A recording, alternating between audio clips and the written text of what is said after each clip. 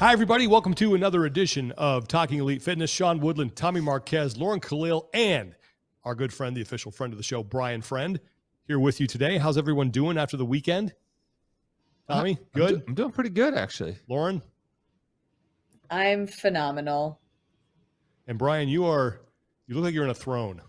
In a throne room. Brian's doing the best. Good thing my brother doesn't watch these. That would go straight to his head. I'm at my brother's house in Madison, spending some time with him. Yeah. Oh, nice. So you are okay. Are you doing site visits, or are you just while you're there, or scoping out some? I mean, I would be honored to be included in the site visits. I have some ideas, certainly, but they're not going anywhere meaningful. Tremendous. I say he's probably just walking the city, getting the sights and sounds, getting a little taste of that, whatever lake water air is. Just kind of getting the mood. Yeah, I like it. Sampling all the cheese curds and beer. Give there the people you what go. they want. Nice. Some spotted cow this past weekend. Oh yeah. I ate like I have done a swan dive off the old wagon. This last 3 weeks of semifinals, and then this last weekend, being out of town again. Like I'm back on the wagon now. Like I got to really commit to this because it got ugly. Well, what was the best thing that you ate? At least tell us what almost the whole thing of Ben and Jerry's. I mean, oh, there we go. just come on, those are a single serving. Well, his wife is doing a half triathlon. He's on the side. Yeah, she got half a gallon this deep in Ben and Jerry's. Yeah, but I'm just sitting there. Good job, dear. Eating my ice cream. But we'll talk more about that later. But we got a busy show today. We're going to go through some headlines. We are going to recap the team side of things from semifinals, because we haven't talked a whole lot about that. We'll do our categories that we kind of did with the individuals with some modifications, and then at the end we're going to go through, and this is going to be fun. Lauren has compiled her all name team from the names of some of these teams at semifinals, because we would read these and it's like, there's got to be a word limit on some of these. But there's like some teams that you need punctuation here because it's almost a run-on sentence. Well, I don't know how anybody said some of these team names with a straight face. Yeah, there were some interesting ones. So look, if you're out there to have fun, just throw some wild stuff out there. I mean, I love it. That is it's like fantasy football. There's two fun things about fantasy football: the draft and naming your team. 100%. And I feel like naming your team now in the team division has become sort of a tongue-in-cheek exercise to see like how many words and how much stuff you can fit in there. So that'll be fun. But our sponsor today is Working Against Gravity. We'll tell you about them a little bit later. They have some great services they offer that if you want to get your nutrition game dialed in. But let's start with just some of the headlines that have been going on. The first one, we jokingly talk about test 8 at semifinals, the drug test. And I don't think we have ever had a season where like that has never come back with, everyone passed. And good job, everyone. Congratulations. Let's proceed to the games. And we know it's going to happen, and it has. FBDV Mayhem, team out of Africa that qualified, they were hit with a positive drug test. They announced that on their Instagram. I don't think the official announcements have not been made, but they got ahead of it. What do we know about this right now? Other than what I just said. Well, I will say this, like just as kind of a baseline for the drug testing process, more often than not, one of the options at the team's disposal when you appeal involves getting your B sample tested. And I don't know, we've talked about this before, but it's always a nice refresher. Anytime you have your B sample tested, it's not actually a separately collected sample that is tested. So it's not like, oh, hey, I peed in this cup. Maybe this cup is different. Usually what happens is you provide a sample, and that sample is split into 2 cups. One is your A sample and the other is your B sample. So it's the same sample, just split in 2. But usually that process involves getting that extra B sample tested, and it just adds to that kind of timeline of when we're going to get back at the definitive answer. But it's kind of, at that point, it's kind of a Hail Mary. And from CrossFit's point of view, they won't make any announcement until the appeals process is concluded. Mhm. And so in recent years, we've started to see a trend where, you know, certain athletes or teams will just make the decision to make the announcement on their own. That doesn't initiate at the beginning of anything. It's not until CrossFit makes that announcement that we really have the facts about which athlete it was, what they tested positive for, what kind of band they'll be serving, or any of those details. And interestingly enough, there has been a shift in recent years too, because it used to explicitly say that CrossFit would not mention anything until the process was finally done and a ruling had been made. But I don't know if that's exactly the case this year. But I know in the past and in previous years, CrossFit has at least taken that verbiage out of the drug testing policy to make it possible to announce findings or results before the process had completed, in the event that maybe it benefited or it was information that could help someone that was maybe getting ready for a backfill or other things like that, just so it wasn't like sprung last minute. And because there was a history, like Brian said, of people jumping out in front of the test and starting to like paint a picture one way or the other, when it's like, whoa, let's let the process. So I think at least they've given themselves the leeway. And yeah, and that backfill, you know, process is really it's like the biggest bummer, I guess, with this whole thing, because, you know, we've always say, like, if you're the sixth person or the next team up, like, keep training because you never know. But at the same time, you see like all these other people that didn't make it that are now on the beach and they're eating cheeseburgers and ice cream, and you're just like, and then if you don't find out, if you keep training and you do all of that work and you don't find out until 2 weeks before the games, I mean, you're still competing at a massive disadvantage. Is this earlier than we normally hear about this? Again, I know that it was through the team and not necessarily CrossFit, but I feel like last year we were still hearing about drug testing like up until the week before the games. Well, there's, you know, they're rolling when the semifinals happened, and Africa happened early this year in week 1. So I think that kind of in line with the expected time frame for that, you know, 3 to 4 weeks after the fact and then so, you know, some of the others will just be on a delay of a week or two, and that's assuming that, you know, that the announcements come when the news is had, and that they don't then take the time to do the B sample. And in the case of the semifinals that go in week 3, there's a chance that it could be, you know, middle to late July before CrossFit makes an official announcement about that. This has happened in the past. I mean, I think last season, Agustino Riquelme got his games invite 10 days or less before the games began. Has there ever been a case where the B sample has come back negative? And if that does happen, then like, do they say, well, inconclusive, you're good to go? No, not that I'm aware of, at least not in this sport. Right. Yeah. I can't think of a single, honestly, a moment that my mind naturally gravitates towards like the UFC, and I can't think of a drug testing scenario where the B sample came back negative, because again, it's the same sample, just split into two.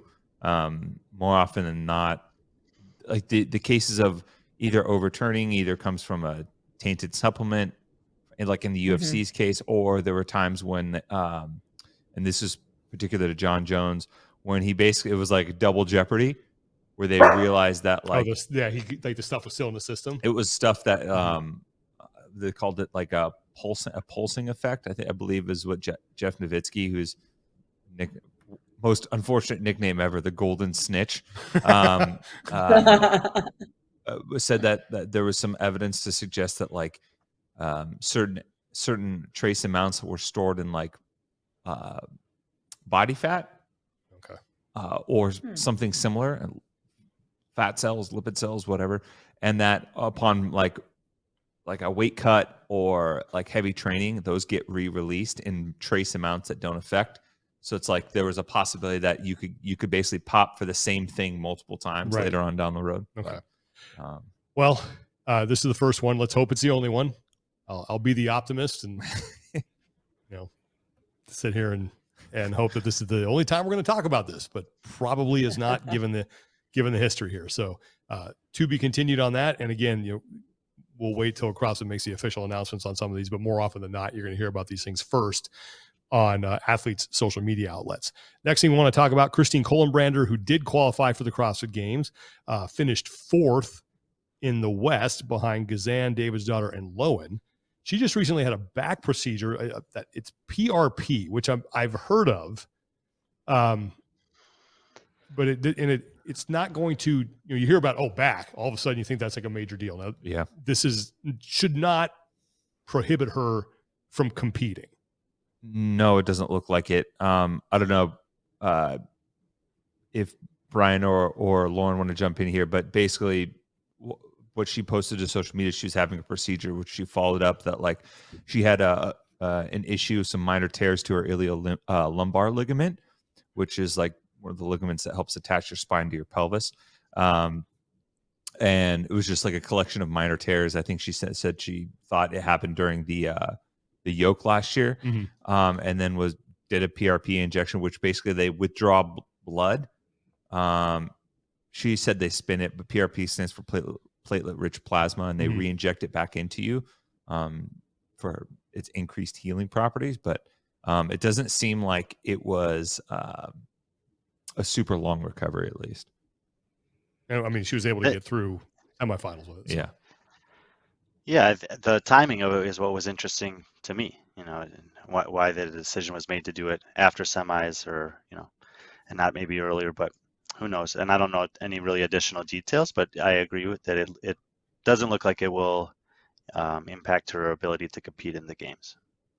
Yeah. Well, I hope it improves her back. I mean, like, I would imagine that maybe just in general, you might not want to have any sort of injection or anything like that around a competition where if there's any way that it could go bad or your body gets pissed off or something like that, you probably just don't want to, probably don't want to deal with it. Yeah.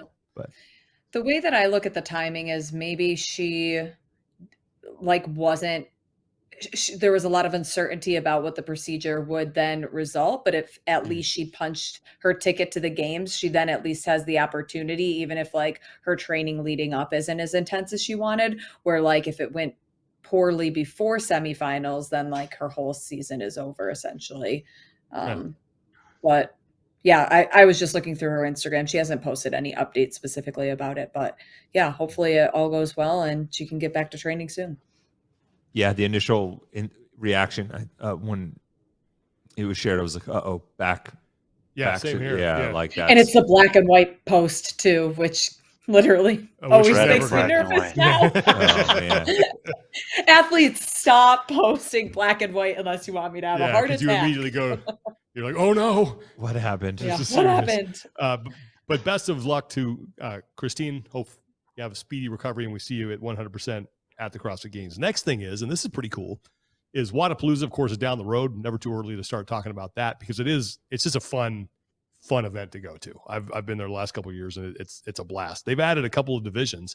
They've added a Masters RX team of 3 and a Masters Open division team of 3. Now, I think this is fantastic. The one I don't know if it's criticism, but the one thing that I have noticed about Waterpalooza is it seems like it is almost, if not above capacity as far as like fans, competition, all that other stuff. So do they now add a day to help accommodate this, which is fine. Again, like I think it's a great event. Or how do they manage this? Because anytime you add something, it's like, I don't know what kind of capacity they have having been there to, they could also add adding more clutter. Yeah, they could also add a stage of competition. Last year, I think they took one away that they had the previous year. So there's always some options around that. And I think that open division that you're referring to is actually that exists now in several different groups of like competitions, and it's a combined division of intermediate and scaled. So they may not actually have any more total divisions. They just might have kind of reshaped the landscape for certain demographics. Yeah, and I like the Masters team of 3 competition. That'd be fun. Where it are you going to do it?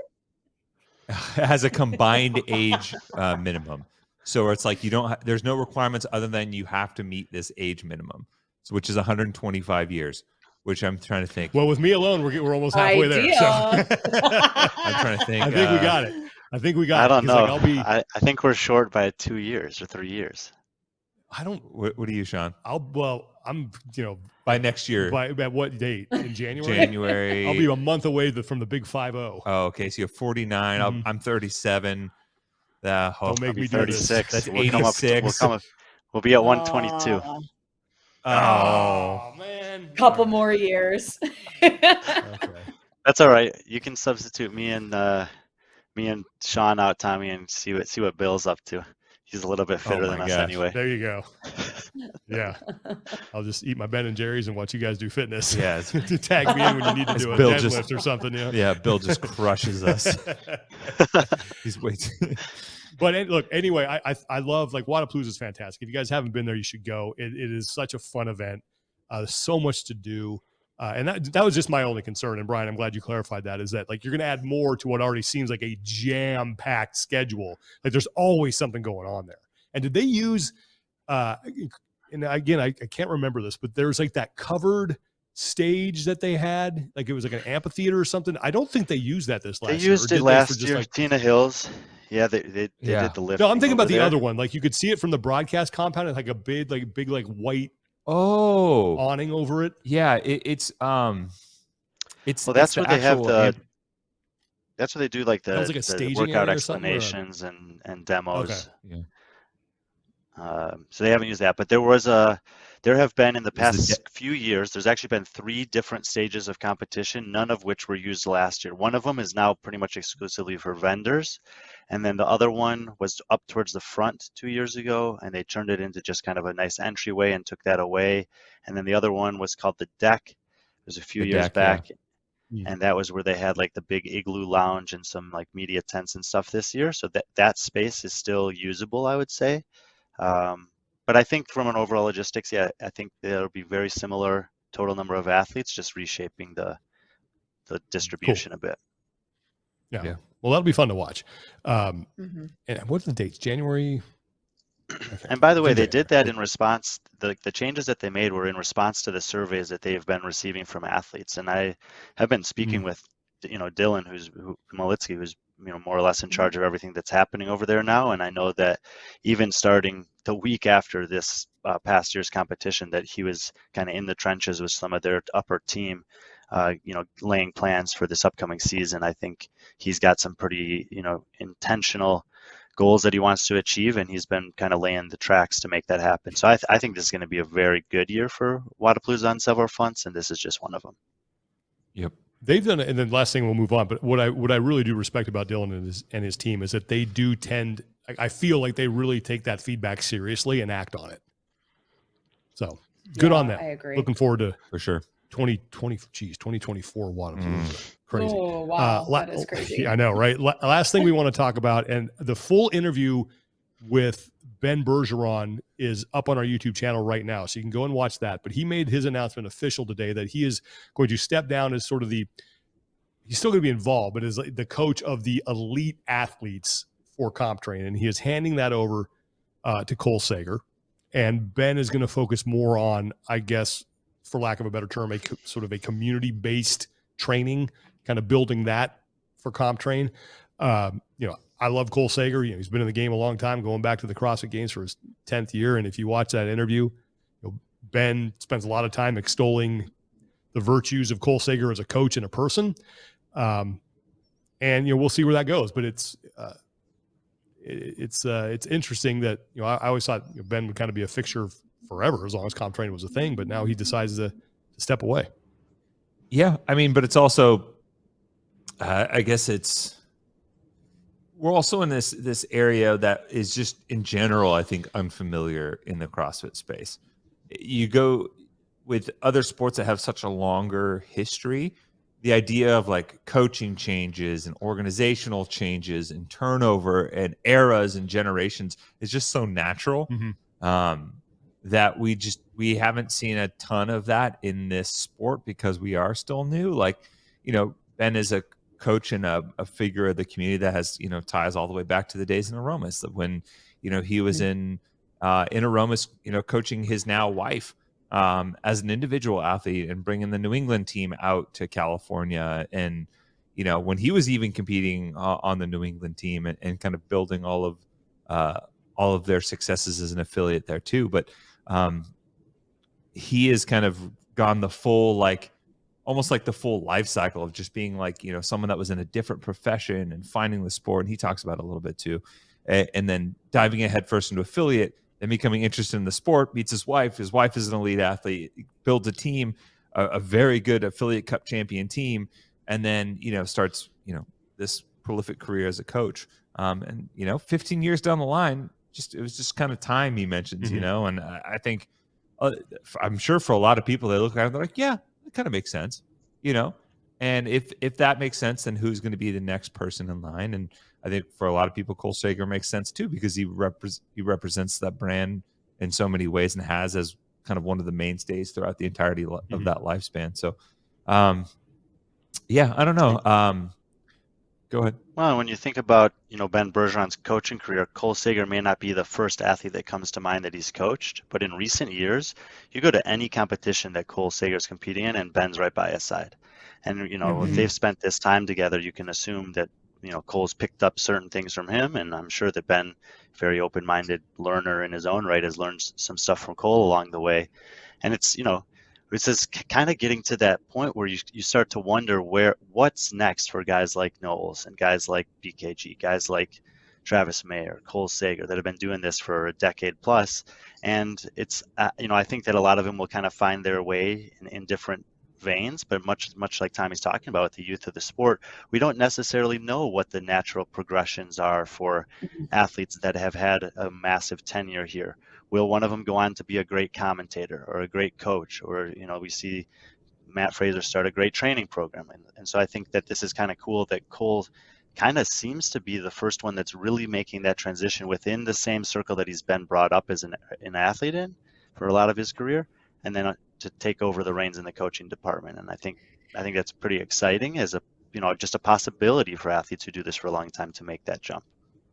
But I think one of the interesting things, one of the most interesting things for me in the Ben Bergeron interview was that he said Cole plans to potentially be an athlete and a coach next year. And I truly hope that he qualifies for the games next year and has an athlete that does as well, because that dynamic is going to be so interesting to me. And I would love to like pick Cole's brain apart of how the heck do you balance that? And Ben talked a little bit about it on the podcast, but like when reality hits, that's just so fascinating to me. Tommy, yeah, can you imagine him great, just in the... Think about another great sports figure with an 11-year run that's also a player coach. Ooh. Reggie Dunlop from the Charlestown Chiefs. Huh? Oh, Bill Russell, yeah. Oh. I mean, he was winning 11 straight championships or something like that, but still. Yeah. Jeez. So I want to ask this question and then we can move on. But do you think this reinvigorates the CompTrain brand a little bit or not? I think it depends if Cole moves there. I don't know. It kind of remains to be seen. What does it take? I guess, what does it take to reinvigorate a brand, right? You know, like one athlete? Well, I think really successful athlete can reinvigorate a brand? Whether it's justified or not, and this is a whole nother rabbit hole we can go down for a different show. You know, CompTrain does, it is a, a lightning rod for a lot of discussion. And I think that if you look at the training camps that are, some of them that are, the big ones, Mayhem, Hard Work Pays Off, here in the U.S., they're run by, two very successful former athletes. Yeah. And it seems to be the trend is that people want to be, go to where, like, oh, that person has done it before, knows what it takes to be successful. I want to be associated with that. And I'm just wondering if, because Cole has been, like, it's so hard to make the games 10 years in a row. That's insane. And he's a guy who's done that. Yeah. And to me, that becomes, and this is nothing against Ben Bergeron, but that's something that, Ben couldn't claim and now Cole can, and then you're going to get to learn from that guy. So to me, this also does, I would say, yes, it does reinvigorate it a little bit, because there's sort of there's, I don't want to say more to offer, but there's just like someone that I think athletes can relate to more, maybe. Yeah. And one of the things I think Cole has working for him, I see him in a very similar vein as someone like Kristen Holta, where I think he has done a great job of really getting every ounce of juice out of his athletic potential in this sport over the course of his career. Where, you know, if I was like, hey, what is Cole's ace up his sleeve as an athlete? You know, if like what's the thing he's going to hit a home run at, and you're like, athletics, you know, like that like the battleground event where like you got to be an athlete. You're like, well, shoot, there's not necessarily one thing that I know in any one test he's going to be the best in the world at, and yet he's found a way to make himself relevant. You know, it's like, who would have thought that at the games he was going to win the pegboard double under like AMRAP that he won? Snatch. Yeah, like Or was it I don't think anyone would have picked I him. wouldn't have picked him. But his And so most it's just impressive win, don't you think his most impressive win ever is the separator? Yeah, 100%. He does excel at figuring stuff out quickly, you know, like gamification, I guess maybe. And if you're an athlete, you're like, hey, I want to find someone that knows how to squeeze all the potential out that you can. Right, it's a good starting point. It's kind of what we've seen a little bit with Joachim and Kristen over in Oslo too, that people are seeking them out. And yeah, why wouldn't you go to that experience? You know, yeah, or at least give it a shot. That Krieger training program that they're putting together in Norway is no joke. They even have some athletes over there I had not even heard of. This guy Victor Helsinghoff, and he ends up finishing like 17th in the European semifinal, and he's like, yeah, just training here with Krieger. And it's like, you just put yourself in that environment, and everyone elevates. I could definitely see Cole doing something like that. Mm-hmm. Yeah, you already have. I mean, All right. look what's already going on. James Sprague was just out there training with him last week. Brittany Weiss is out there training with him now, and they're, I'm not exactly sure if that's athletes that they're trying to recruit over there, or if they're just. I mean, James lives in that part of the country anyway, so he might have just been home and got a good week of training in with Cole. Who knows? But there's definitely some breadcrumbs being laid of the potential. yeah. Well, there's also just a benefit of just being a good dude that people want to be around. that's a good point. Yeah, for sure. He's a great human. If such a nice guy. If James is in town and is like, I feel comfortable going and training with Cole, what does that say about him as a person, as a coach, as an ambassador? And that, that has carryover for sure. I feel like there's a couple athletes in this sport who should eventually have an award named after them. I think Sam Briggs is one, and I think Cole Sager, you could probably make a case, should have an award named after him at some point too. Mm-hmm. Yeah. All right. Well, that's it for our headlines. And again, you can watch that whole interview with Ben Bergeron up on our YouTube channel now. Before we get into what we want, the main subject of today, the team competition, let's tell people about our sponsor. That's Working Against Gravity. Summer is pretty much here. It is. It's kind of foggy. More or less. It's, knocking at the door. Here, maybe not, but technically, all right, now it's time to start thinking about, getting into the swimsuit season. Oh, yeah, trying to dial it in carve it up a little bit. Yeah, well, a little donkey brawl, if you will. Wide arm thunder. Go wide arm thunder compound. And if you want to do that, Working Against Gravity, can help you do that, because you got to fuel your body correctly for that endeavor. Exactly, and you don't have to be, just an all-out Zeus laser. You can be, a weekend warrior, just wants to look better and feel better. You can be a husband watching your wife do a triathlon with a pint of Ben & Jerry's in your hand. Hey. Either way, I can help you nail down your nutrition as a part of getting you there. And, there are expert coaches that have worked with over 30,000 clients are a big part of that equation. They have a team of certified nutrition coaches that have years of experience helping people reach their fitness and aesthetic goals. Part of the process, you'll get matched with a coach one-on-one who will help provide you a personalized macronutrient plan based off of your goals and the discussions and things that you want to accomplish. You'll have weekly expert guidance through your check-ins, set you up with some accountability to get the results, and more importantly, sustain them long-term. I've been a member of Team WAG for, a lamb's age now, and Wow. You always get on me for using arcane references. Exactly. But they also offer one-time weight loss meal plans and that are personalized to your goals and training frequency as well. So you can hit it from a couple of different angles. So if you're curious, head to workingagainstgravity.com. They have a ton of awesome resources on the website as well, just to poke around a little bit. But when you want to commit, click Get a Coach to read more about their approach and their membership options. And if you use the code ELITE, you get $50 off your first month of coaching. I like to say the best time to plant a tree was 30 years ago, and the next best time is today. Same works for nutrition, and you can get started today over at workingagainstgravity.com with code ELITE. Okay, let's get into the team competition now. And here's how I feel about the team competition. I think this one is a lot more clear. And look, there's not as many participants, fine, but it's a lot more clear than any of the individual ones are. I went into this semifinal trying to see if there was anybody who looked like they were going to scare East Nashville Proven. And I think there are definitely some teams out there that have East Nashville Proven's attention and utmost respect, but I don't think anything happened that scared them. I think they're still the favorites. I think there are a couple teams that will push them a little bit. But as far as the hardware store category is concerned, so teams going to Madison, because this is the category we're going to start with. This is the main category we're going to talk about. We'll have other like top 10 caliber here, though. But the hardware store, they are, I would say, still the favorites to stand on top of the podium. I think there's a handful of other teams there that will be vying for the other two spots. But from what I saw, I don't think that crew is scared right now. I know they're paying attention to people, but I don't think they're scared. Yeah. Real quick, I want to go around before we dive into it. How many teams do you have in your hardware store category? Because I think this is the top of my head. This is the more interesting question to me. 5. 4. Okay. I have at least 6. Yeah. Okay, good. Right. Well, I had 6.5.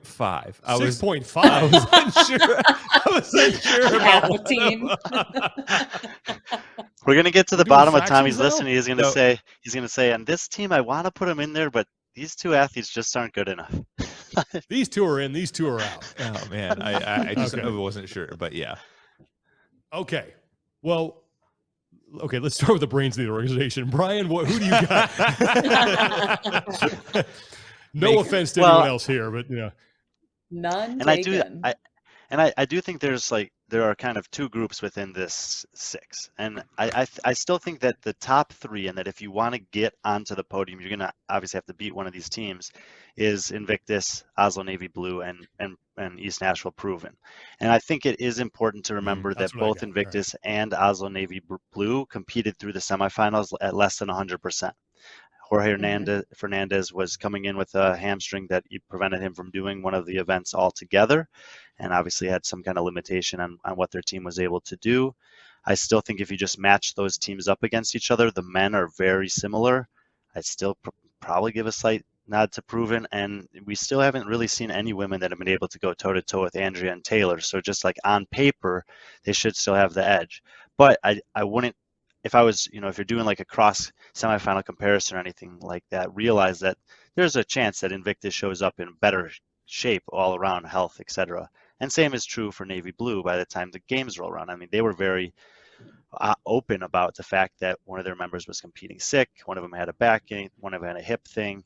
I mean, that's not great. You don't want to be dealing with a back and a hip injury of 2 of your athletes 2 months before the games. But if they can get those things sorted out, they've been the second place team the last 2 years. The first place team is not there, and I think those are the 3 teams that you have to go through.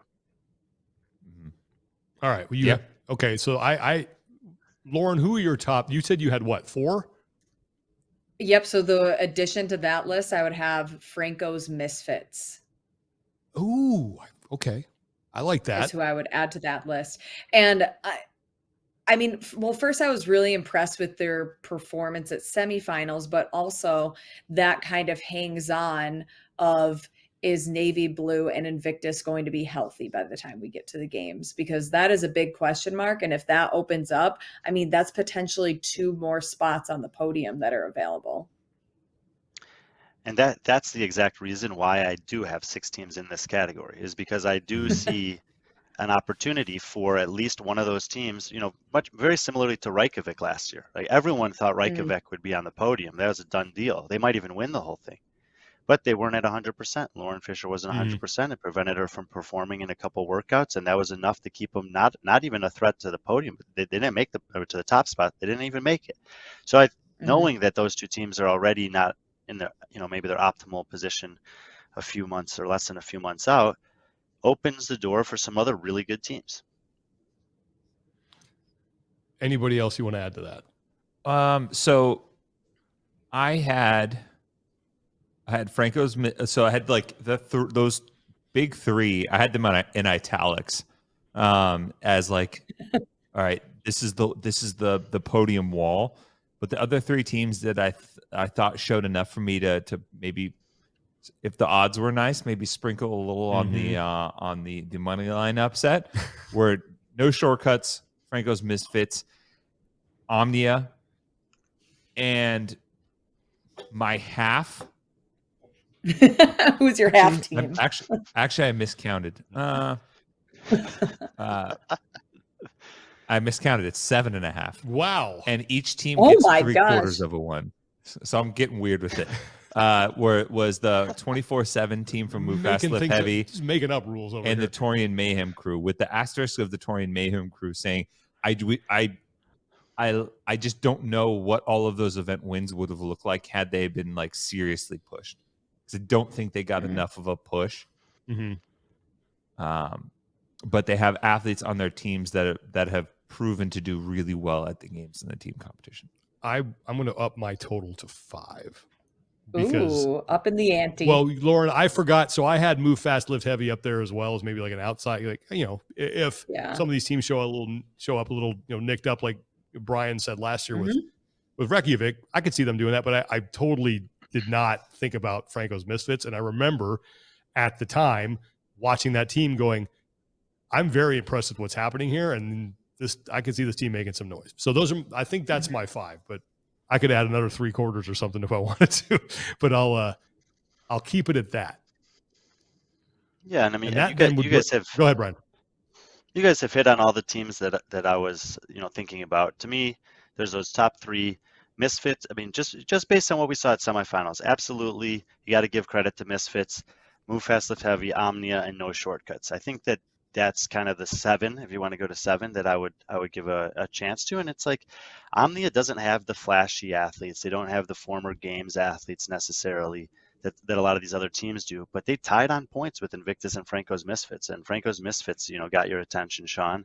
And Omnia, they're just, by their nature, they're not, the guys, Jacob and Cooper, like, you don't know who they are. They're phenomenal in the team environment. And they've got some like really talented women that have like top 30 open potential, or to their credits, Mary Kate Dreisaitl and Kelly Stone. Like, that's a pretty good team as well. So I think those are I would be surprised if any team other than those 7 teams found their way to the podium. Yeah. All right, well, that brings us to our next category. We're just calling this top 10 caliber teams. So these are teams that, they're fighting for spots 4 through 10. There probably will be obviously there's some overlap with the teams that we just mentioned, because you cannot have 7 3/4 teams inside the top 3. You can only have 3 if my math is correct. My math is. All right. I'm throwing in AB CrossFit, because they're going to bring so many spectators that are just going to like give them the energy to be in the top 10. Well, actually, their performances at semifinals, absent of test number 5, which was the heavy lifting test, were better than most of the teams that we just talked about. Not all of them, but most of them.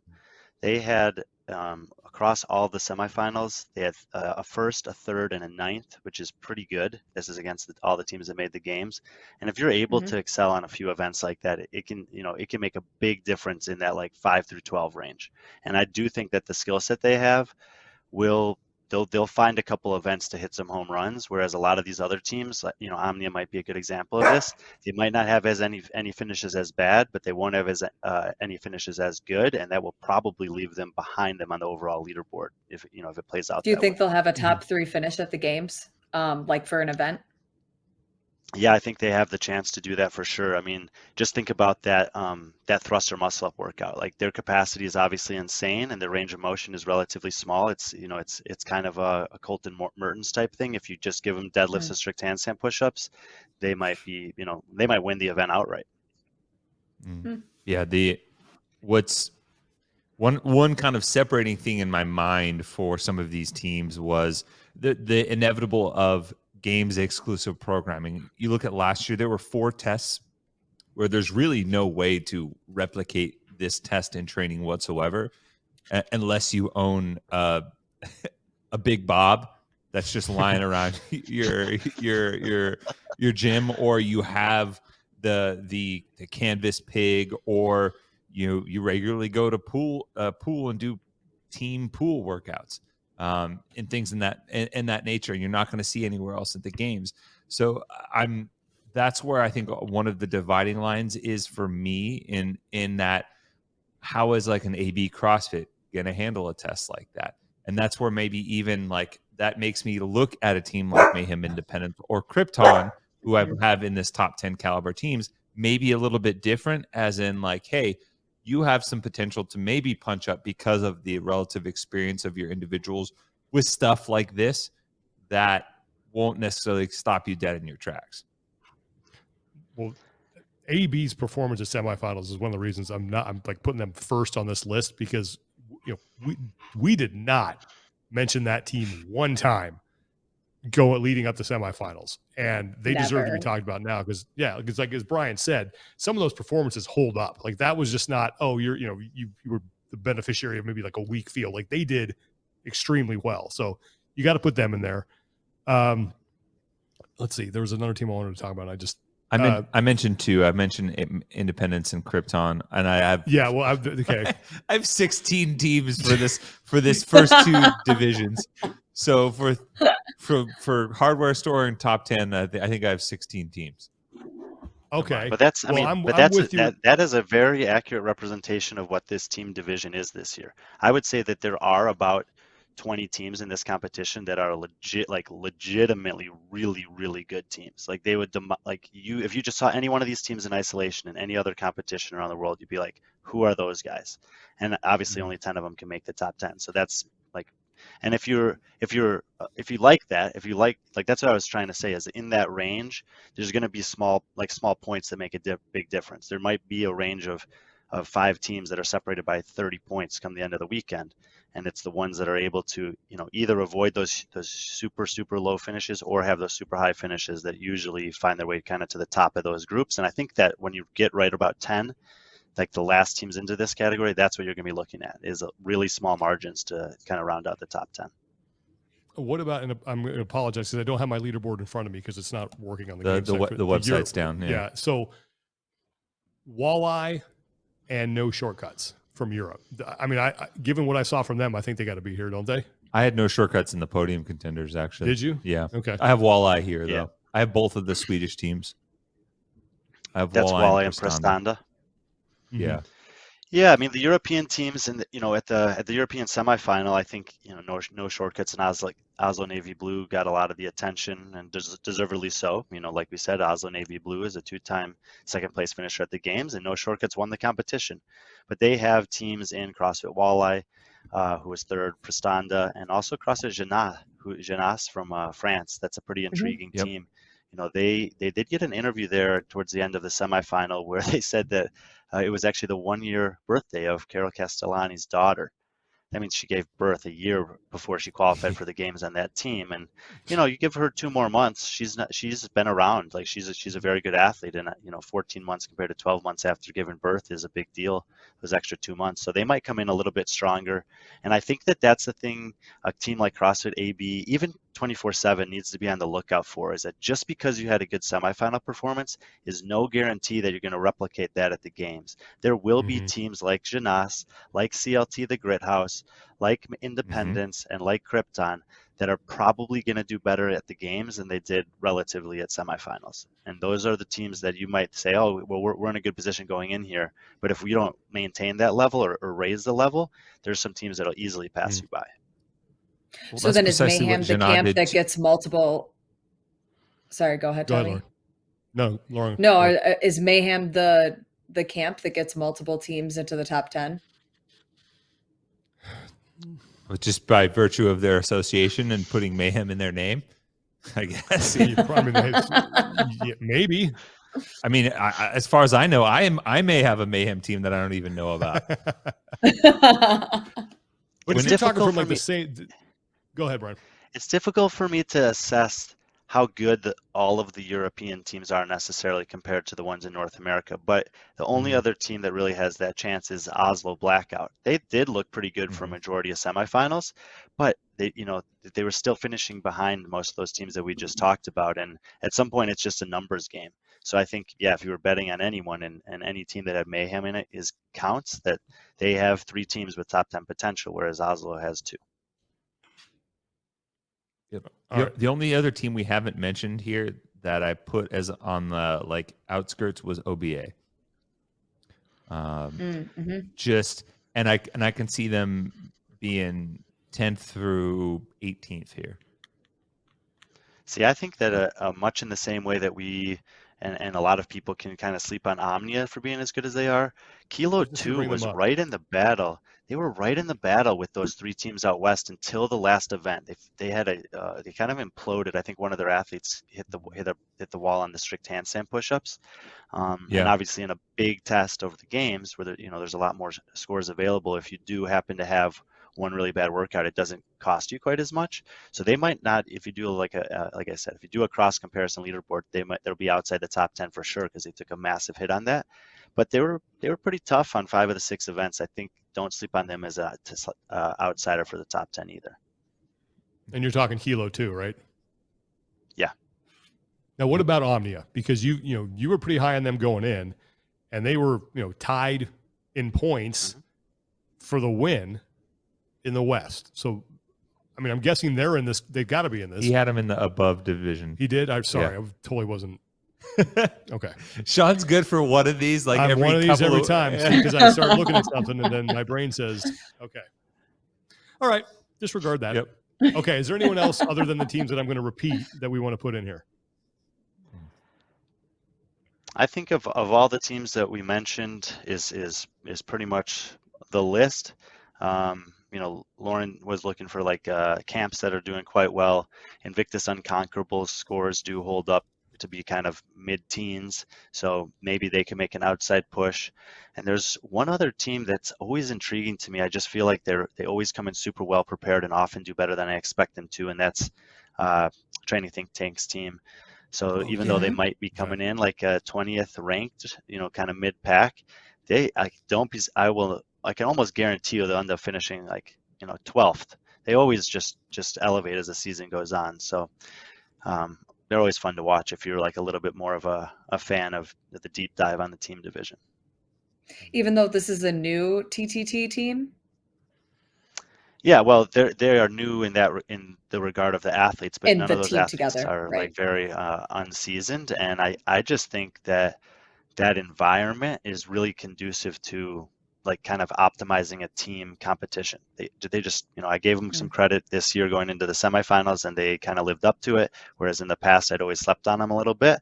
And remember, that was in that East semifinal where I had AB Mayhem ranked 17th. Obviously, they super outperformed what anyone was expecting, maybe other than themselves. But TTT kind of did what I expected there. And I think that even though they won't probably show up on the leaderboards in semifinals too greatly, that the games will be an opportunity for them to once again kind of say, we're better than you guys think. Okay, well, you want to get to the next category because this is now teams that could catch your eye. And I'm going to throw one out there because they certainly caught my eye. And we did talk about this team going into the West semifinal, but they had a test win. They won test number 5, and that's the Rhino CrossFit Dogs. I think they might be Love able that to. name. You know, I don't know if I don't know if we're looking at top 10.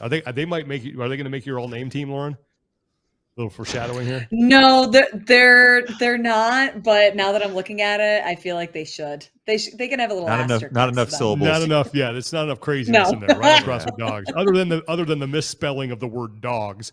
The dogs. Yeah, but I don't know, Sean. Where I come people from Georgia might disagree with that. Yeah, hey, where I'm from, dogs has a W. It's DOGS. Okay. That's because the dogs bring home the W. Okay. First place, Test 5. But that's a team that I think, you talk about potential to hit one out of the park and have their moment. I wouldn't be surprised if, there's one where there's just a bunch of heavy barbells laying out there. It's like, keep an eye on them. Well, and that is the cool thing about the team competition. Sometimes with the nuance of the workouts, an individual who's exceptional at something has a chance to show their stuff. And we've seen it in the past with the teams. And that team in particular has Christine Middleton on it that can, if a 1 rep max lift comes out of mostly any variety, she's going to do something impressive. And there's one other guy in the team competition, and I think that there's a chance that they'll snatch heavy just because they didn't in the semifinals. And if there's a 1 rep max snatch, there's a guy named Tato Ortur. He's on the Templa South America team. Has Templo, and he snatches more than Guimaeros, which most people outside of Brazil wouldn't know. What? So it's not outside of the realm of possibility to see a 340-pound snatch from that guy. Man, what was the year at the game? I want to say it was What they 2012, where they had, was it the thruster ladder? You're talking at regionals? No, I think it was at the games. I want to say there was some big lift at the games where it was like some ridiculous thruster or something happened at the game. Maybe it was regionals. So I don't know. So in 2011 there was a thruster. 2012 regionals there was a thruster. 2012 there was at regionals there was the snatch, but at the games they also did like a front squat. That or was maybe it. Something like that. And the guy, what's the name of it? It's from he was from like just up the road From Danny Nichols. That's it. Yeah. He also in 2011 thrustered 325, something like that. Oh, whoa. Get out of here with that. He cleared the ladder and they brought out more barbells for him because he was like, feed me, still hungry. He's reincarnated 10 years later as the Wall Street weightlifter. Exactly. I know that guy's insane. Oh man. Oh, I love his account. What was that Sots press he did at 275 or something? And he's got so much like flair when he does it. He just like looks at the camera, swag hangs to it, out for there sure. for a Some swag. second. Yeah, Gotta I be like the stash. It's got to be the stash. It's the So power of the stash. prove I pay attention, Tommy. You've Okay. already mentioned this team. But I think this team could fall in this category, and that's CrossFit Krypton, because again, test win, Mhm. test number 3. Throw a lot of gymnastics out there. I mean, Yeah. is there a team that you handpick them to go and do that? Yeah. So there you go. It- I'm going to put them And in this category. there's as well. a I'm little gonna double dip. There's a bit little here. sizzle factor too, when like, oh, it's the Smith brothers out there doing it too. Yeah. Who else? Who else There we are- got? There's a couple other kind of, we didn't talk about CrossFit Porti, the Finnish team, at all Mhm. when we were going through the European teams. They have one guy on their team that's a great swimmer. So, you never know what's going to come out. And if there's an opportunity, I've always been waiting in the team division. They do these kind of relays where everyone does the same thing, but they've never done like a relay where everyone does a different thing. And what if there was like a run, swim, bike, sled drag, and you had a different person on each leg? Like that would be kind of a cool wrinkle on a team relay test. And if that happens, you could see a great swimmer like that make a big splash. As a joke. No pun intended. Well done. You thought about that and teed it up. There's a little bit of delay on this feed, so that's why. Yeah. And then there also was a guy, and the Kalashnikov team, that Russian team, we've talked about it before. You never kind of know who they're going to roll out as their actual athletes competing. They very much approach it like a team where we're 6 deep and we'll make our decision on game day. But they did have that one guy last year that front squatted just about as much as anyone in the field. So it's just those specialty events where you can sometimes see an athlete or a team just do something kind of crazy. And if a big lift or a swim comes out, those are a couple to keep your eye on. A couple of years ago, that Kolesnikov team, I don't think it's this current iteration, but they showed up at regionals then. And I don't think they'd never touched a worm, but they used a rolled up carpet to train with.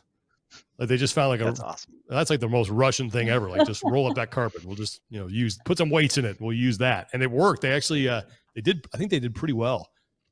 That's very old school CrossFit when just no one had wall balls. do. You just filled a basketball up with sand and, taped it up. What? Mm-hmm. Oh yeah. But when people you'd make your own gymnastics rings where you'd heat up PVC and warp it into a ring and then, get a bracket mount, basically to be able to hang it. Think about 15, 16 years ago, at that time, 2009, maybe 2008. I mean, Rogue Fitness started after 2008, I think, right after. I think that's when Bill and Katie won, and then Bill and Katie started it. And I think early on they made parallettes and gymnastics rings, and that's about it. And so you had all jump this ropes. jump. Yeah. You didn't have this universal access to equipment that we do now. We're definitely.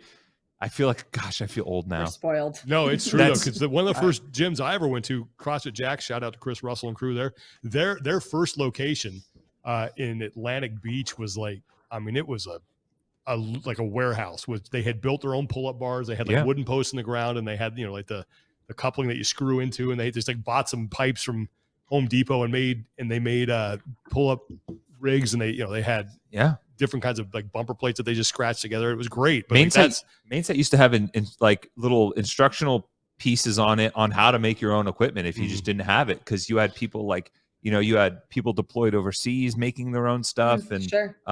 Since we're on the topic of CrossFit New England and Ben Bergeron, our former coworker Kevin Daigle made their pull-up rig there. Yeah. Went in and welded it one day. Oh wow, that's cool. That was just. I think it's definitely one way to part make of you feel old. I think even part of the Glassman chipper had how to construct your home gym for under $500 or something. Yeah. Oh, wow. Absolutely. Well, think about it now. You can find kettlebells at Target. Yeah. Oh my gosh. That's how much things have Anywhere. Yeah. changed, that You can buy your kids kettlebells. the as first time I toys. ever saw one of those is when I walked into a CrossFit gym. I'm like, what is that? Oh, that's a kettlebell. Oh, Yeah. okay, cool. Never seen that before. Yeah. All right. Do we have anybody else that we want to put in this last category before we move on to the all name team? I'm just excited to see this all name team. Okay. So I've got Okay. Now we all sit right, back okay. and Lauren takes over. All right. So here's I've been waiting. let's get to this, because the all name team, you have 5. Now, have you ranked these at all, Lauren, from 5th to 1st? And did Irv help you with this? Irv is one of our producers here at Hamilton Road, company, that works with us, obviously, we've always had these discussions. Did he help you at all? So Irv gave me the idea, and he mentioned one of the teams, and he was like, okay, you need to just go look. So I can rank them on the spot if you would like. Or, I'm curious who you guys have. Well, I'm just perusing the leaderboard I have in front of me. Which one is this? This is North America East. Here's one of my favorites. CrossFit Grandview team, CrossFit Grandview. just in case you weren't sure. So that's similar to what did make my list. Stud CrossFit team stud. Yes. What? All right. So is that number 5? That's what are we going in any particular let's just order? List them first, because I could just picture. Okay, let's list them first, and then we'll vote. Okay, so first we'll do Asia, and then there's one team from Oceania that I incled. So there was. I feel like Asia is like the all-star cast here. Oh yeah, because there's a lot. Yeah, a hotbed. They had so many. So we have Stud CrossFit team Stud. Then we have Red Tower CrossFit. Red Tower CrossFit. Red Tower, wait, right? Tower. Red, Whoa. Yeah. Oh Did you say my Tower? God.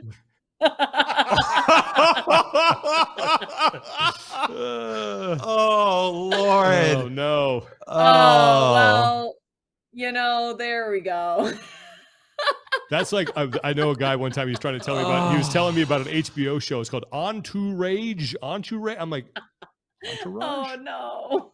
Yeah, that one. Red Tower. Well, Red Tower CrossFit. Red I was Tower thinking CrossFit. I was thinking that they wanted it to be Red Rower, but instead of Tower. Do you see what I'm saying? But Okay. You know, I Lauren, I disagree, can Nice make some try. so jokes that's fine. right now. I'm biting my tongue. That's okay. That's okay. But- I'll Okay. accept it. Let them come. Okay.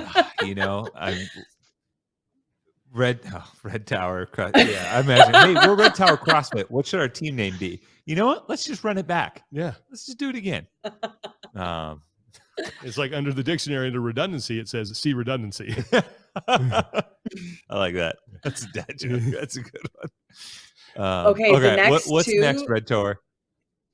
These ones are honestly my favorite. We have CrossFit Chinatown Sour Patch Kids. CrossFit And then Mobilist Chinatown. Oh, I didn't include Yeah, that in there. Mobilist. Thank you. So then the next one is going to be CrossFit Mobilist Chinatown Emotional Damage. That's my favorite. That was my favorite Those by are good. far. Of course, the famous YouTube meme. But oh man, that is great. CrossFit Mobilist Chinatown is a repeat offender too. They show up on the leaderboard every year with like 8 words in their team name. All right. Who else? Who do you think decides on these? I've got one that I'm curious. I want to throw out there. This one is called and it all depends on where the dividing line is, as when what their affiliate name is and what their actual team name is, because you have to put the affiliate in there, and it's CrossFit Win Your Body Shield. And is it CrossFit Win, and then our team name is Your Body Shield? We'll just use this however you see fit, or is it CrossFit Win Your Body, and the team name is Shield, in which they were just, I don't know, they were just looking around for a team name and they had just a random shield lying around. I don't know, what is this? Or is it CrossFit Win Your Body Shield? Like, hey, See, that's how I would say if it. you come into the gym and do well, you could win a body shield for yourself. Like, I don't know how you slice this pie, and I really want to know, but I can't click on their team name. Oh, never mind. It's CrossFit Win Your Body. I just came across their website. Okay. So it's CrossFit Win Your Body. And then they're just like, what's our team name? I don't know. Throw out a word. Shield. Okay, Or good. perhaps a Marvel reference. Yeah, that's possible. Oh, here we go. And Okay. then the last how thing that many I is have that is now? from I'm glad I lost Oceania. track. Okay. So I had 4. Tommy had 2. A couple. I was just throwing them Yeah, out there. but yours is a list. We're going to And go then off your list. from- So this is the last one. From Oceania, we have CrossFit Chocolate Box. That was Jeremy gave us a hint on He them. He's did. like, yeah, I like that. There's another one down there. Picton CrossFit NTRS Picton CrossFit. What is it? The We should- repeats. Yeah, and I want to find out who put the we got to go through to find out at some point who put the most words in their name. There's got to be an award Yeah, for that. CrossFit Mobilist Chinatown Sour Patch Kids is up there. That's got to be up there. How do you fit that on a T-shirt? You don't. Well, I it don't depends know. how long the words are, because CrossFit We Can Do It Team Busan has 1 extra word. That's 7. Ooh. That's not bad. Oh. That's 7. 7 words. I mean, I'm counting numbers as a 7 1 word. Oh my gosh, I can't even access the leaderboard anymore. I The think website's- 7s might be our leader in the clubhouse. Well, Yeah, I Europe just- leaderboard just won't even work. Yeah, the website's down. Dang it. I had one earmarked from the open, and I Let me see if I can help you out. I can't believe that Lauren didn't get any of these African teams. We got WT CrossFit Ghostbusters team, That's a good Ooh. one. Who are you going to call? That is which a I'm good one. assuming, Ghostbusters. the same as Tommy. I'm assuming that the WTC CrossFit is the actual affiliate, and then they decided that they were the Ghostbusters team. There's an awesome, I think this is an awesome affiliate name. It's CrossFit Juggernaut, but they have two teams, CrossFit Juggernaut Unstoppable, and then the other one I believe is CrossFit Juggernaut Triumph, and we can know that that the Unstoppable team destroyed the Triumph team. So. Oof. I mean, but it is, and it is so funny that it's these kind of the lesser known semifinals that come in with the best team names. Oh, 100%. I want that to switch. Like, I want to see these team names at the CrossFit Games. No.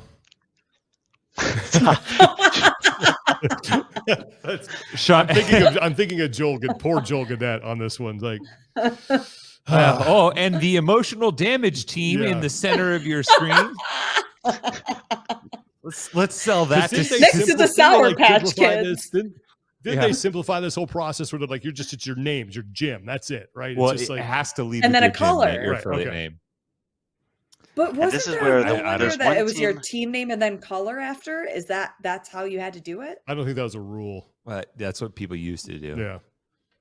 Okay. I like this team from Oceania. They may not have the most words, but they might have the most syllables. It's CrossFit Papamoa Mango Pare. Ooh. That was good. That's 10 syllables. That's 10 syllables right there. That's not bad. I like that. I want to know. Ooh. That New Zealand team? I can't even look at the leaderboard right now. So it's what is going on, right? Yeah, they are from New Zealand, yes. All right, let's those are good. How are you at? Do you just I have don't know. I think I had it. I think I did. I think I had the window open.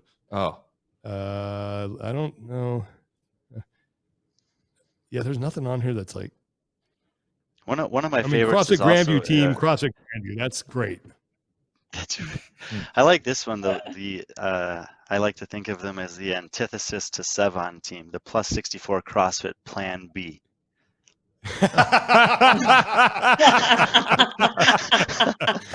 Oh, really? No Plan B? Oh.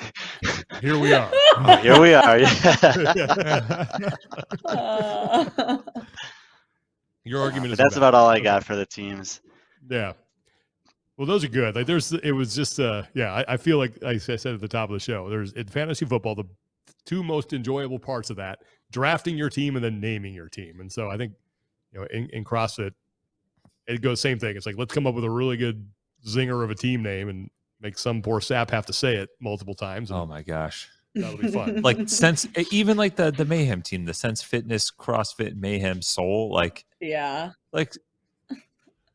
or Vittoria CrossFit More Reps 2023. Not to be confused with 2022. Yeah, this is like in NASCAR when you hear it's like there used to be like a real it was like a protocol for how you wanted to refer to a car. It would be like the what was it? It was the number 20 it was like number, make, sponsor, and then the word machine. So it'd be like the number 24. Yeah, the number 24 DuPont Chevrolet machine. Wow. Like, as opposed to Jeff Gordon, which I think he was 24. I can't remember. I'm sorry. And the Jeff Gordon example here is CrossFit St. Louis. There we go. No doubt. Yeah. Nothing. Right down the middle. Oh, I like short, sweet, to the point. That's right. Pam CrossFit. Just 3 letters in CrossFit. P-A-M. Pam. Are you saying Pam or Pan? Wait. Pam? Yes, I got a movie reference. Wow. The moment everybody has been waiting for, it has happened. Oh man. So at 1:30 p.m. Pacific time. You know how you say, like, someone will say, like, I saw the light go out in their eyes. Like, I saw the light turn on in Lauren's eyes for the first time. I know this one. That's like, great. Finally, I know. The control center in her brain of just like miniature people like, wait, we've got this one. We've got it. Go. All right. Well, that was fun. And maybe that's a good segue because that would give Lauren a PR for that right there. So let's get into PRs and no reps. Yes. There we go. Yeah. So we'll start with no reps. Ooh. Who's got a good one? Who wants to start? Do I have a no rep? I got one. I'm no repping the Stanford Stadium night lights. So I will college like the college World Series for baseball is going on right now, and the super regionals have been awesome. Those are always fun. Stanford was playing Texas. Each of the in a 3-game series, it was game 3. The series was awesome. The first game, Texas rallied from 5 runs down in the 9th inning to win. The second game, Stanford came back firing. Had a late flurry to go ahead. Third game, and their pitcher pitched a complete game, 160 pitches, like basically threw out his arm for the win. Third game, Stanford's up big. Texas rallies. It's the bottom of the 9th. Stanford guy, Pac-12 Player of the Year, hits a line drive that looks like it's going out. It hits a weird spot in the on the fence that everyone couldn't see, so it looked like it went out. He starts celebrating. The outfielder plays it, realizes, oh crap, it didn't go out. He had knocked his helmet off. People were starting to come on the field. He barely makes it to second. Next player gets walked. Guy comes up, hits a routine pop fly to theoretically end the inning and go to extra innings. The way the lights were set up, they just lost it in the lights. Oh man! Well, so the entire Texas outfield just looks up and goes like this as a routine pop fly just lands in between them, and they circle the bases for a walk-off. Wow. It was like the most anticlimactic way to end such a good game, and it was just frustrating. You feel so bad because the pitcher points to it right away, like, got him out, like, yes, and turns around and sees like his outfielder's like, oh crap, that was not a game. Like that was not it, and they're just staring there, and the ball, like I think one of the outfielders started crying before the ball hit the ground because he knew that they had lost because they couldn't spot the ball in the nighttime lights. Crazy. So, well, home field advantage. Yep. All right, who's next? Lauren, you got a no rep? You gonna no rep the construction outside your house again? I was thinking about it, to be honest. It's just frustrating because I have to I can't even park my car within viewing distance of my house, and I don't love that. That's not cool. So Brian, anyone else got no rep? I'm gonna no rep it again. Brian, you got no rep? I don't really have any good ones, but I'm just gonna no rep my brother for the hell of it. Oh, nice. I love that. Is he the older or younger brother? Younger brother, and there might as well be no one living here if you opened up his fridge. Wow. No, Yes. that's terrible. But you're using his throne right now, so at least you have that. It's his right as a big brother. It is his birthright to use whatever his little brothers and also simultaneously no rep him. There you go. So, there you go. I'll no rep. Here's something that I heard this morning that just like, I should no rep that. Americans who refer to soccer as football. Oh, okay. That is so American. It just drives me like it's just the same thing as people from Northern California going to Southern California and then referring to freeways using the article the. You know what I mean? Like if you're not, that's not your team. You're an American, just say soccer. That's what we call it. Don't try to be part of a team you're not. I will refer to it as football if I'm referring to a game played overseas. So if it's like this past weekend, I went to watch the Champions League final, and You in watch that soccer. In that instance, I referred to it as football because two European teams were playing. So I think that's fair. Okay, PRs. Do you got any? I got a big one. Yeah. Okay. You should have a big one. Yeah, I got a PR my wife. Yep. She this past Saturday, a couple days shy of her birthday, completed her first half Ironman. Has only been training since March. Been training while having a full-time job and dealing with a kid who is now just like a stage 5 clinger to her. And finished the race like only a minute away from her goal time. Now, the thing that I am most proud of is that 3 miles into the bike, like they got through the swim, and like the swim apparently was terrible. That people who do like open water swimming, you have to train a lot to get used to that. And it actually has me, I have a whole new respect for like CrossFit Games athletes who show up and who've never swam in open water and get over that. Like that's crazy. But gets out, gets on the bike, and then I think like 3 miles in, sees a guy who has a flat tire who's just kind of like standing there, and people are just whizzing by him.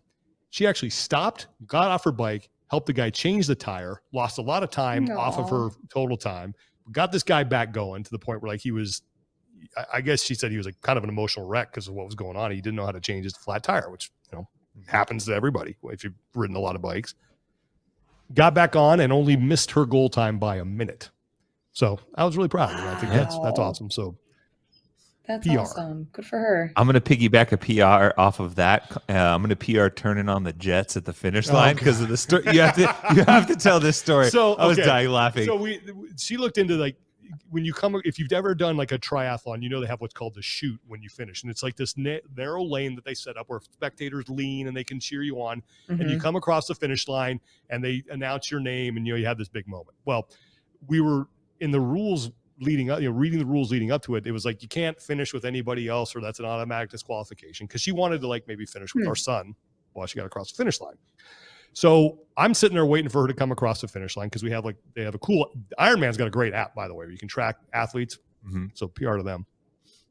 And we know she's coming around like on her final lap to get to the chute. There's a guy who finishes ahead of her that runs across the finish line with his 2 daughters. I'm like, all right, this is happening. So I grab my son. We go farther down to the beginning of the chute where there's like a little crossing where spectators are going back and forth. And I asked the woman who's sitting there, I go, hey, do you mind if I let my son run with my wife? She's coming around. She goes, yeah, you do whatever you want. That's fine. I'm like, great. So here comes my wife. I'm like, we're cheering for her. And then I put my son on the ground. I'm like, go run with mom, go. She does not see him. Oh, no. And just sees the finish line and just turns like lizard brain, turns on the jets and starts sprinting. So my kid is like sprinting after her, like trying to catch up like this random toddler out there. She blazes across the finish line ahead of him.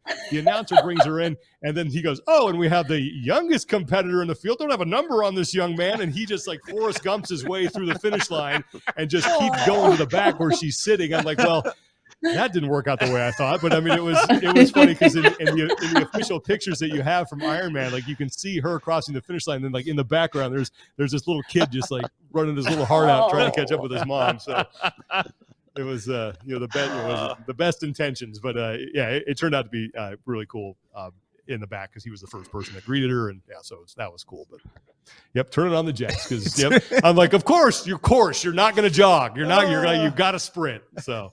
Just pictured back. He was full tilt. Oh man, he was into it. Like I was hyping him up for it too, and he took the old restrictor plate off the Red Dragon and just all out. Yeah. So. Oh, that's great. All right, who else got PRs?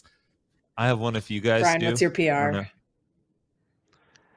was going to do a quick double PR. One of them is this is a post I saw on Instagram that's also an homage to the accomplishment of Sean's wife, considering the context. I'm just going to read it for you guys and for all the other people listening out there that I'm sure can relate. Imagine it's Sunday morning. You've been allowed to sleep in as long as you want. You have no chores, no responsibilities for the entire day. There's fresh fallen snow on the ground. Your mom has made you cinnamon rolls. She's serving you breakfast. But you're almost 3, so you're blind with rage.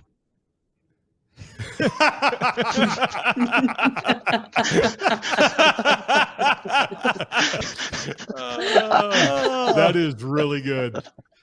Oh man. And part of my trip up here in Wisconsin, I'm going to see the family that I often come visit up here, and they have several kids that are in that age range. So I immediately saw that and sent it to them. But in the context of what Sean was talking about, there are incredible parents all over the world that do these things to make life great for their children, and then just the irrationality takes over, and these people find a way to persevere anyway.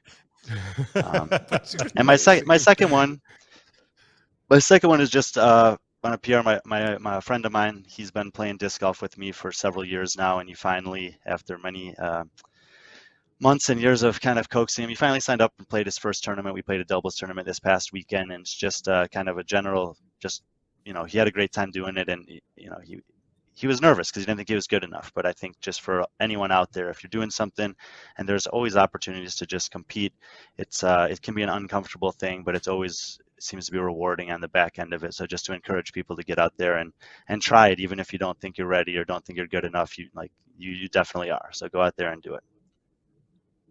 That's awesome, man. How'd you guys do? Shot even par for the tournament. We'll leave it at that. Nice. Hey, let's take it. Good for you. Hit exactly what you're supposed to. Exactly. Kind of dovetailing off of that first one that Brian had, I am PRing the miracle of life because one of my best friends and one of my groomsmen from the wedding just had his first kid yesterday. All right. Congratulations. Oh, congrats. He just had an 8-pound, 15-ounce baby boy that they had to induce early because he was a chonker. And he's growing. that little boy already has a set of uncles that are going to make his life memorable. That's for sure. Yeah. We already got nicknames for him and everything. Gonna have some thick skin. He is going to. We were joking that and friendship razzing. I'm going to PR that because we were joking that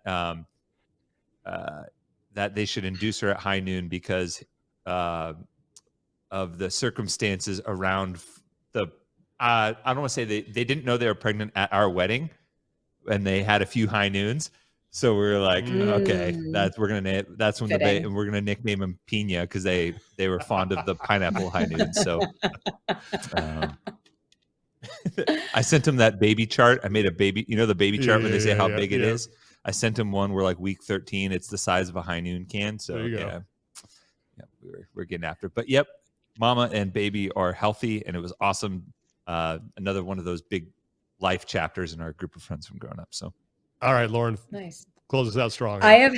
This is like half a PR because I don't know that they have really earned it yet, but I would say that this is a very big step for my sister and brother-in-law are potentially going to start CrossFit. All right. Oh, got another one. My sister has not worked out in probably like 10 years, and she's one of those people with great genetics. She can eat whatever she wants, never work out, and I mean, just looks great. But she wants to, get healthy, and she wants to be more active. And my brother-in-law has been just, he lifts and stuff like that, but they might start drinking the Kool-Aid. So we got 2 more coming. Join us. Yeah. Awesome. You have to do like a shadowy cabal type. Yeah. Yes. Plan is almost complete. All right. Well, those are good. That's going to do it. If you haven't, check out the interview that we have with Ben Bergeron. That is up in its entirety on YouTube. We're going to have some more great interviews coming up in the weeks to come. We're starting to line those up as we speak, efforting some games qualifiers here in the coming days and weeks. That'll be on YouTube, on audio as well, and have some stuff on Instagram. If you haven't subscribed to us on Instagram, do that. You haven't checked out BeFriendlyFitness.com, definitely do that. A lot of great information on there, especially as we get closer to the CrossFit Games. And that's about it. So everyone, have a fabulous rest of your week. We'll talk to you later in the week. For Miko and Saber, Lauren Khalil, there they are, Brian Friend, and Tommy Marquez, I'm Sean Woodland. Take care of each other, be better, and we will talk to you next time.